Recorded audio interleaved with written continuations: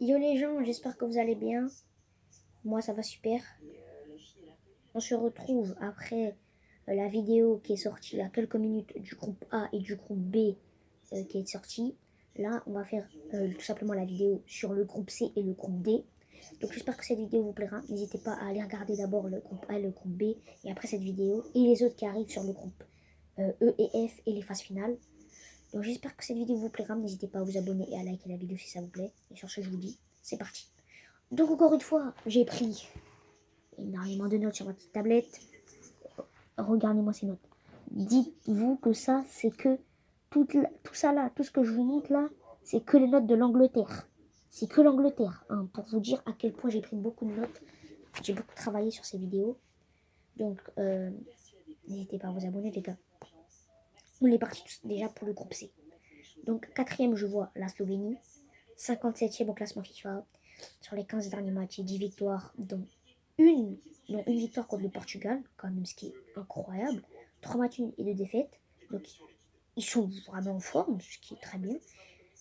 Ils ne se sont pas qualifiés pour l'Euro 2016, ni pour la Coupe du Monde 2018, ni pour la Coupe du Monde 2022, ni pour l'Euro 2020. C'est seulement leur deuxième Euro de leur histoire. C'est le deuxième Euro de l'histoire de la Slovénie. Comme joueur à suivre, Oblak, le gardien de l'Atlético Madrid, tout simplement parce que c'est l'un des meilleurs gardiens du monde depuis 10 ans. Et il va porter son expérience. C'est le capitaine de l'équipe, donc évidemment qui va apporter. Il y a Sesko, le crack de Leipzig, qui a explosé cette saison avec ses 18 buts alors qu'il n'était même pas titulaire indiscutable. C'était le remplaçant de Openda de base. Et au final, il a mis presque autant de buts qu'Openda. En plus, avec la Slovénie, il est déjà à plus de 10 buts. C'est le meilleur buteur, je crois, actuellement. Dans les joueurs qui ont été convoqués pour la Slovénie, je crois que c'est celui qui a marqué le plus de buts dans la liste. Malheureusement, ce qui devrait coûter cher pour eux, c'est le manque d'expérience. Au haut niveau, le manque d'expérience internationale dans des grandes compétitions internationales pour beaucoup de joueurs de cette équipe. Et je pense que c'est ça qui devrait leur faire pécher. Mais attention à ne pas sous-estimer la Slovénie. Une troisième, je vois la Serbie. 33e au classement FIFA. Sur les 15 derniers matchs, c'est 8 victoires, 2 matchs nuls et 5 défaites. C'est une équipe qui arrive souvent à se qualifier pour la Coupe du Monde, mais presque jamais pour l'Euro, puisqu'ils n'ont pas été qualifiés pour l'Euro 2016. Ils se sont fait éliminer en phase de poule de la Coupe du Monde 2018. Ils ne se sont pas qualifiés pour l'Euro 2020 et ils se sont fait éliminer en phase de poule de la Coupe du Monde 2022. Comme joueur à suivre, il y a la paire de joueurs de Al Hilal, les deux joueurs Mitrovic et Milinkovic-Savic. Mitrovic, cette saison, c'est 40 buts et 7 passes décisives. C'est le deuxième meilleur buteur du championnat saoudien derrière le GOAT CR7. Mais quand même, 28 buts en championnat, 40 buts toutes compétitions confondues. C'est incroyable, c'est énorme. Et Milinkovic-Savic, cette saison, c'est 14 buts et 16 passes décisives. 30 fois décisives, toutes compétitions confondues. Pour un milieu de terrain, c'est énorme. Même si c'est dans un championnat, même si c'est dans le championnat saoudien, ça reste quand même incroyable. Et il y a aussi Tadic, l'ancien joueur de l'Ajax, qui a 35 ans, qui a beaucoup d'expérience, mais pourtant qui a quand même fait une saison de fou à Fenerbahçe, avec 16 buts et 15 passes décisives. Ils ont une très belle attaque, on l'a vu, hein, avec Tadic, Mitrovic, même Vlahovic que j'ai pas noté dans les joueurs à suivre, mais il y a aussi Vlahovic qui a fait une belle saison à la Juventus, il y a aussi Milinkovic-Savic au milieu, mais une défense assez limitée, si ce n'est si ce n'est Milinkovic qui joue à la Fiorentina, je crois. Si ce n'est lui, la défense de la Serbie est assez limitée. Et je pense que ça peut leur coûter cher. Je pense qu'ils sont capables de marquer beaucoup de buts, mais ils sont capables de s'en prendre beaucoup. Et ça, je pense que ça va pêcher. Et je pense que c'est pour ça qu'ils vont finir troisième et non pas deuxième. Même si deuxième, je n'étais pas sûr. Mais je vois quand même deuxième le Danemark. 21e au classement FIFA. Sur les 15 derniers matchs, c'est 10 victoires, 2 matchs nuls et 3 défaites. Les 3 défaites, c'est contre l'Irlande du Nord, le Kazakhstan et l'Australie. Donc des défaites assez bêtes, on va pas se mentir. Ils n'ont pas été qualifiés pour l'Euro 2016. Ils ont fait 8e de finale de la Coupe du Monde 2018, demi-finale de l'Euro 2020. C'était là qu'on surprise, on s'en souvient, avec l'histoire de Eriksen, tout ça. Ils sont allés jusqu'en demi-finale de l'Euro 2020, donc un très bel hommage pour Eriksen. C'était la grosse surprise de cet Euro. Et pourtant, ils ont été éliminés en phase de poule de la Coupe du Monde 2022, alors que là, on les attendait vraiment aller haut. Même beaucoup de Français voyaient le Danemark finir devant la France pendant les phases de poule de la Coupe du Monde 2022. Et pourtant, ils ne sont pas qualifiés du tout pour les huitièmes, donc c'était très décevant. Comme joueur à suivre, Christensen, qui a fait une très belle saison qui a fait une belle saison à Barcelone, même s'il y a eu la concurrence avec Koubarsi en fin de saison. Il a quand même réussi à faire une belle saison en tant que défenseur central pendant la première partie de saison. Et quand Koubarsi a explosé, il a réussi à s'imposer en tant que milieu de terrain. Donc très belle saison. Il y a Eriksen, même s'il n'a pas fait une super saison à Manchester United, ça reste le meilleur joueur du Danemark, je pense. Il peut éliminer un match à lui tout seul avec ses coups d'éclat, ses passes, ses frappes, sa qualité de frappe, sa qualité de passe, sa technique. Mais on voit quand même qu'il commence à être cramé physiquement et qu'il ne peut plus jouer 90 minutes. Et il y a également Rasmus Højlund, l'avant-centre de Manchester United, qui avait été acheté pour 65 millions d'euros par Manchester United alors qu'il était à l'Atalanta. Il a plutôt bien confirmé ce prix, il a fait une plutôt belle saison, avec 16 buts et 2 passes décisives, ce qui est plutôt pas mal, alors que Manchester United a fini 8ème de Première Ligue, donc 16 buts et 2 passes décisives, ça reste pas mal, hein, avec une saison aussi catastrophique qu'ont fait Manchester United. Danemark, deuxième. Et premier, je vois tout simplement l'Angleterre. Quatrième au classement FIFA. Sur les 15 derniers matchs, c'est 9 victoires, 3 matchs nuls, 3 défaites, dont une défaite récente contre l'Islande perdue 1-0. À l'Euro 2016, ils se sont fait éliminer en 8ème de finale par l'Islande, encore une fois. Ils ont fait demi-finale de la Coupe du Monde 2018, où ils n'ont pas fini 3ème vu qu'ils ont perdu contre la Belgique pour le match de la 3ème place. Ils ont perdu en finale de l'Euro 2020 contre l'Italie. Et ils ont été en quart de finale de la Coupe du Monde 2022, où ils se sont fait éliminer par la France. L'Angleterre, pour moi et pour beaucoup de personnes, c'est le favori de cet Euro, en tout cas sur le papier. Sur le papier, ils ont le meilleur effectif, je pense, de cet Euro. Même si on dit ça souvent, même s'ils ne confirment jamais, mais sur le papier, ils ont le meilleur effectif pour moi. Leur dernier trophée remonte à la Coupe du Monde 1966, donc ça fait 58 ans que l'Angleterre n'a plus gagné de trophée. Ça commence à dater, hein, comme pour une équipe de cette qualité. Comme joueur à suivre, il y a Cole Palmer, qui a explosé cette saison à Chelsea avec une saison avec 25 buts et 15 passes décisives, le 3e meilleur buteur de Première Ligue, le joueur qui était le plus décisif en Première Ligue cette saison. Il a été acheté 50 millions par Chelsea, tout le monde criait au scandale parce qu'il n'avait pas confirmé à City, et pourtant cette saison il a fait une saison de fou. Mais il devra quand même faire face à une grosse concurrence avec Bukayo Saka qui a fait encore une très belle saison Arsenal. C'était le meilleur joueur d'Arsenal pour moi cette saison, avec 20 buts et 14 passes décisives. Sa qualité de dribble, sa qualité de percussion, sa qualité de but, sa qualité de passe, sa qualité de centre. Il est polyvalent, il peut jouer sur les deux côtés de l'attaque, il peut jouer même piston. Vraiment, il était très intéressant, très polyvalent et très très fort Bukayo Saka. Il y a aussi Harry Kane qui a malheureusement toujours 0 trophée dans sa carrière, le pauvre, alors qu'il a fait une saison de fou au Bayern. Hein. 44 buts et 12 passes décisives alors qu'il était dans le pire Bayern de ces 10 dernières années. Saison blanche pour le Bayern, ça n'est plus arrivé depuis 13 ans, une saison blanche. C'est fou. C'est fou. Après, ils ont un vivier de bons joueurs. Ils ont tellement un vivier de fou de bons joueurs avec Bellingham, concurrent direct au Ballon d'Or, avec ses 25 buts et 14 passes décisives. Il y a Foden, le meilleur joueur du City cette saison. De plus, qu'ils n'ont pas sélectionné beaucoup de joueurs.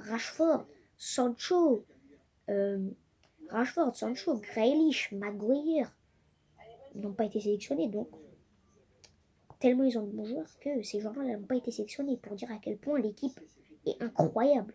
Donc, on récapitule. Angleterre premier, Danemark deuxième, Serbie troisième, Slovénie quatrième.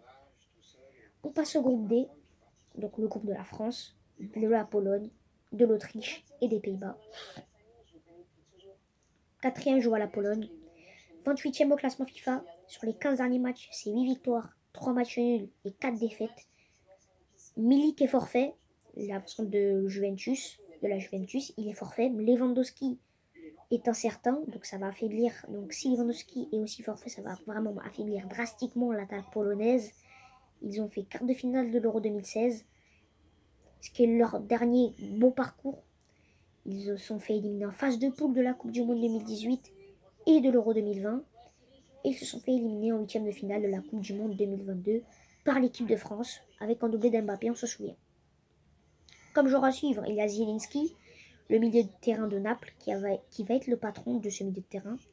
Il y a Szymanski, l'ailier de Fenerbahçe qui a fait une saison exceptionnelle avec ses 13 buts et 15 passes décisives. Et il y a Lewandowski, évidemment. S'il est disponible, il va forcément rendre meilleur cette équipe puisque c'est le meilleur buteur de l'histoire de la Pologne avec ses 81 buts marqués alors que c'est pas une équipe qui va souvent loin dans les grandes compétitions et pourtant il arrive quand même à marquer 81 buts avec la Pologne. Donc Lewandowski, s'il est disponible, ça va être le joueur à suivre évidemment de cette équipe polonaise. Troisième, je vois l'Autriche. 25e au classement FIFA.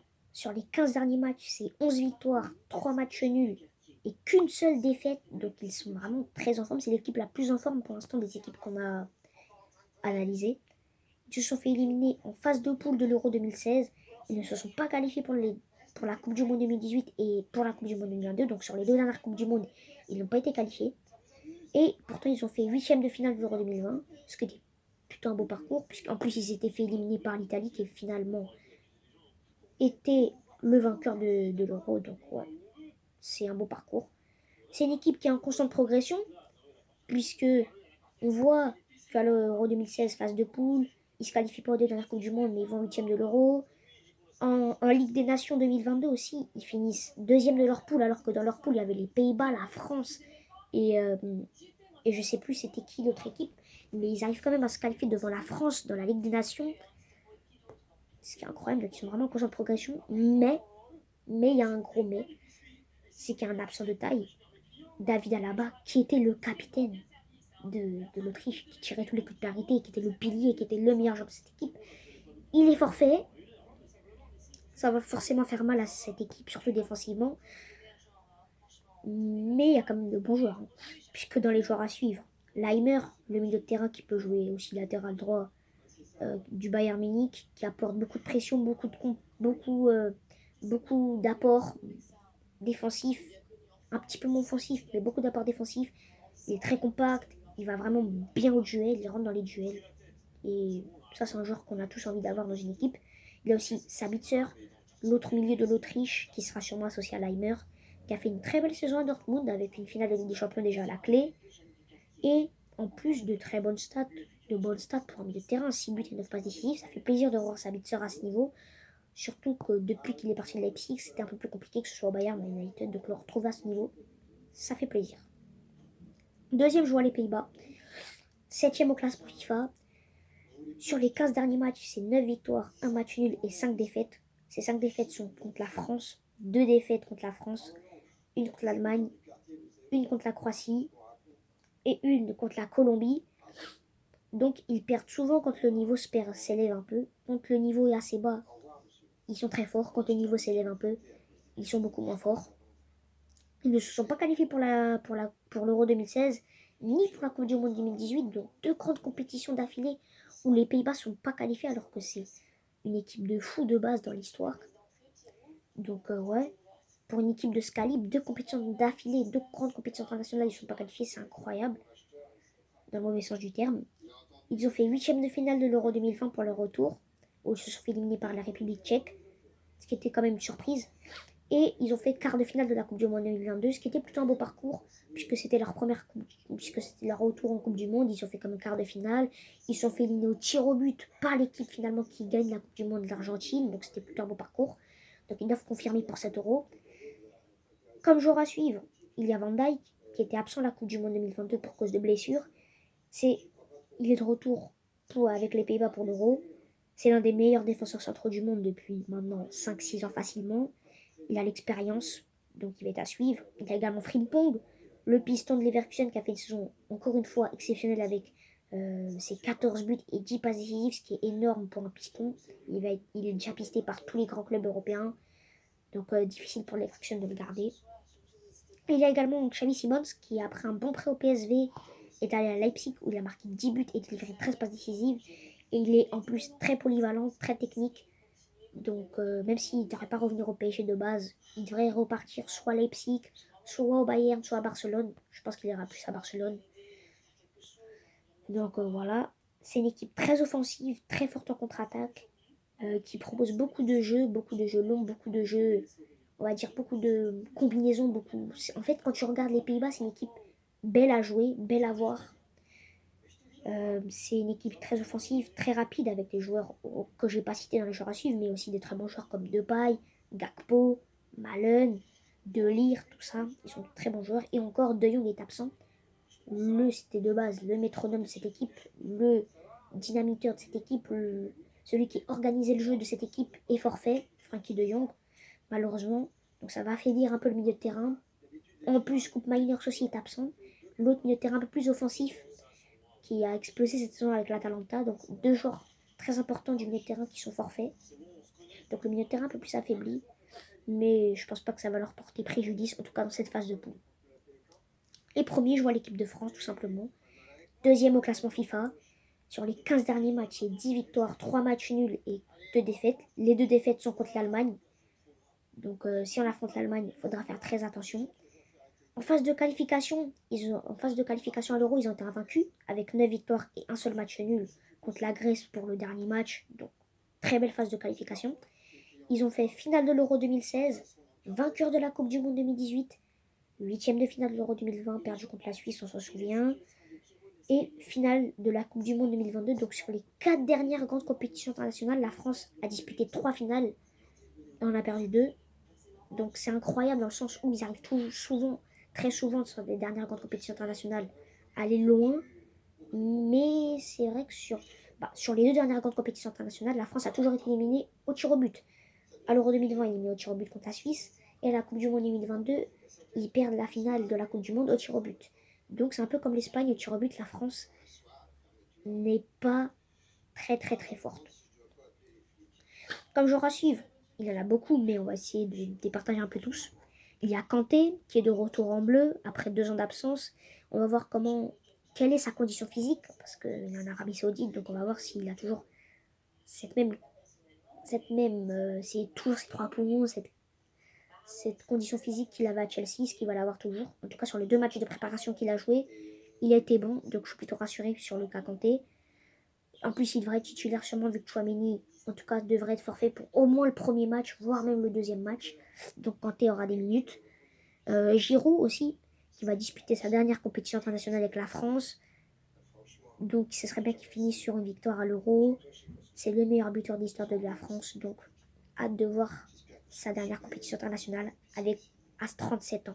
Donc il a vraiment tenu. Barcola aussi, je suivre, qui est pour la première fois sélectionné avec la France après une belle saison PSG et ses 7 buts et 10 passes décisives.